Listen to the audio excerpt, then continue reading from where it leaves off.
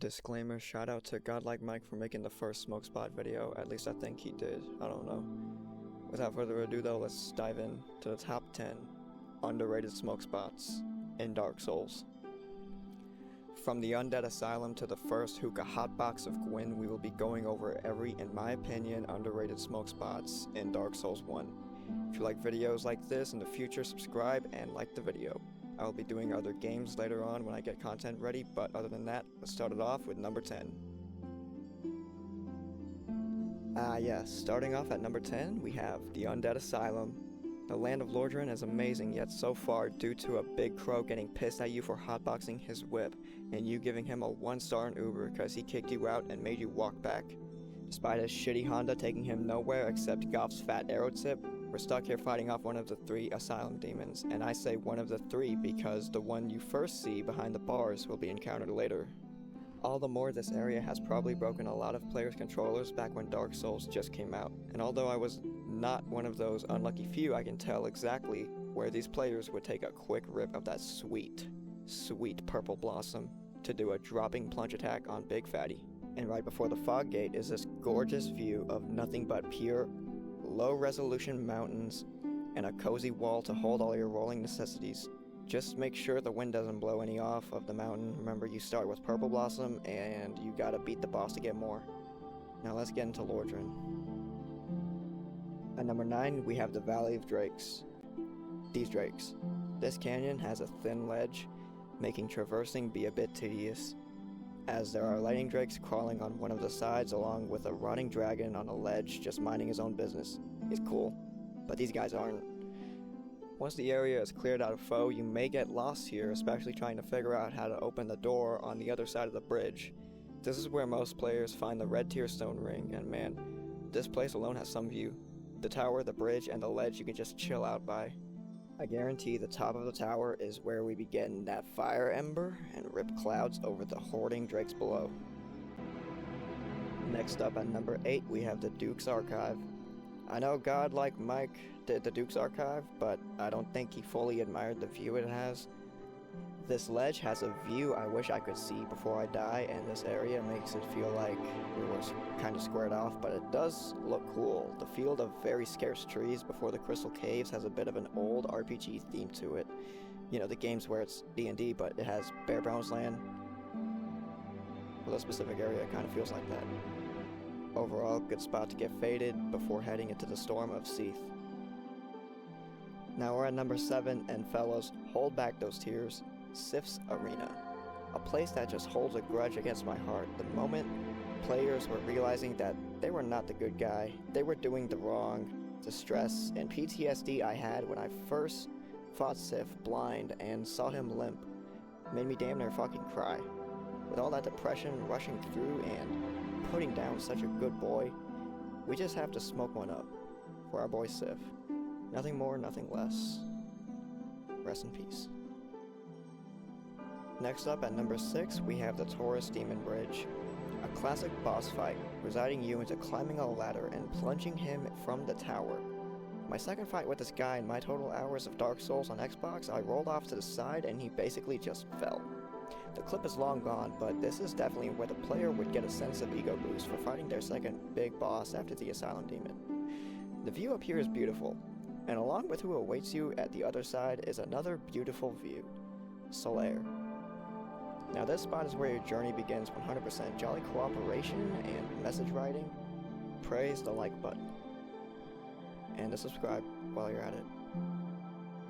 Number 5, the most underrated spot is Darkroot Basin. Where the indica originates, you just have to get blazed here. After meeting Andre and, well, beating the Titanite Demon, you want to simply kill the Weedman and take a right. From here the view says a lot. It's got a nice tower in the distance just begging for you to break into it, and a lizard gooping at the left walkway. At the bottom is 2 pathways, one left and one right. The right takes you back to the Valley of Drakes, but you also get to fight a Black Knight down there with a halberd. The best weapon in the game according to speedrunners, and the left is a Hydra boss battle, along with the golden crystal golem that can take you to the dark side of somewhere. I don't know, I think it's called the Abyss. I haven't done the DLC yet, but at some point I will. Overall, the lake where the Hydra was at is a great spot to put up your inflatable flamingo pool seat and spark one up before declaring yourself a Knight of Astoria. Now, number 4, we have the Bed of Chaos Fog Wall. I don't know about you, but when I first saw Dark Souls, I thought this area was the final area, and it would be like a Bowser arena. I was wrong. The hard way. And the stress of dying and respawning here would get anyone to break down their clumps and take a breather. This boss fight is RNG, so if you get swinged wrong, well, good half. Your damage stays after dying, so you don't have to destroy the one you already destroyed. Just be glad that Solaire isn't here to endure the pain you did. At number 3, we have Rickards Tower at Sen's Fortress. You'll have to make your way through Sen's Fortress, rushing past the traps and goobers along the way. Upon outside, you want to take a right, and make your way past a guard, and then you'll have to fight Rickard himself. Rickard is a reference to Rickard in Berserk, as he was one of the Hawks in Griffith's faction. Other than that, nice view of the sun and a place to get flabbergasted by the sweet, sour diesel. Read yourself a couple pages of Berserk, and head off to fight Ornstein and Smo. Speaking of which, at number 2, we have Ornstein and Smo's Arena.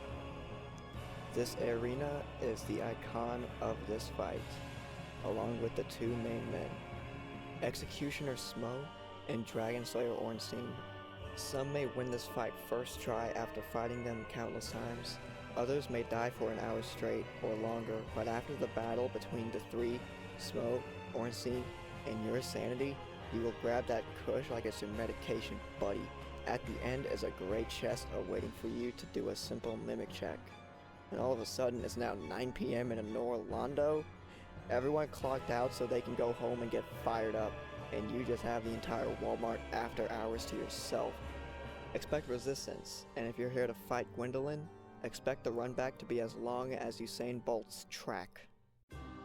Before number 1, we have an honorable mention, and it will gladly be the Painted World. This area is a dungeon alone, so I can say that this area is an entire smoke spot itself, but mainly you will want to be smoking at Priscilla's Arena. I never fought here, this was my first time, but I did watch a video to get around it, so that's why I'm aware of what's happening a bit. Also, this area is filled with cut content, so expect to see a harp, a reference to Demon Souls, and I don't know, maybe you'll find something that I haven't. And now, the finale. At number 1, we have Gwyn's first hotbox, the Kiln of the First Flame. Once you see the area and what it is, you will definitely know that this is the final boss. Gwyn resides at the kiln, waiting for you to give him back his lighter. But he has guards surrounding the trap like he's El Chapo or something. If you want to get good weapons, now's the chance. But if you want to just spark up and enjoy the world of Ash, the battlegrounds of the dragons, the surface that's facing death, diseases, and carnage from the extreme comforts of the first bong hit, then go ahead, I don't blame ya. The place looks desolate and hopeless, all the more it means to spark up once more, before giving back your lighter to the kiln. Because if you can't have it, no one can.